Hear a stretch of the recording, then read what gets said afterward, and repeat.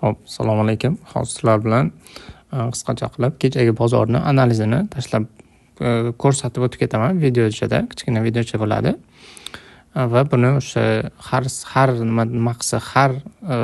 signal bo'lganda yoki har analiz qilinganda nima sababdanligini ham keltirib o'tib ketamiz, xudo xohlasa. Qaranglar, masalan, mana Yevropa ochilgandan keyin ko'rishingiz mumkin, kuchli bo'lish bo'lib, Osiyo likvidini oldi. Likvid olgandan keyin o'zini high lowlar ham tashab ketdi. New York boshlanganda ko'rishingiz mumkin, tepadagi likvidlar olindi. Kuchli spike bilan ochildi.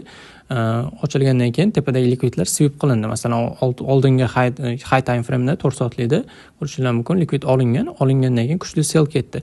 Mana shu likvidlar sweep qilingandan keyin biz altcoinlarga ko'rishingiz mumkin long ishlab oldik. Masalan, mana gruppada ham signal berilgan, OP ga long risk qilamiz va masalan mana bolalarning ham foydalari.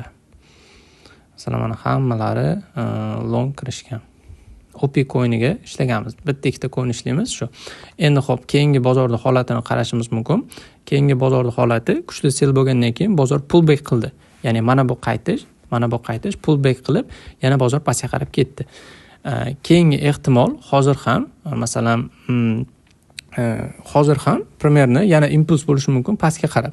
Nimaga desanglar, hozir masalan ko'pchilik traderlar bozor o'z holiga qaytdi deb turib, bu mana shu joyga, mana shu USDT ga hozir long izlaydi, lekin bu hozir ham pullback qilayotgan bo'ladi bozor va yana pastga impuls bo'lishi mumkin. Shuning uchun ya'ni smart money konsept bo'yicha qarasak, bu premium zonaga chiqdik va sell joylar, ya'ni sell zonalar qidirishimiz kerak degan narsani beradi. Shuning uchun masalan FVG yoki order bloklardan sell ochishimiz kerak bo'ladi.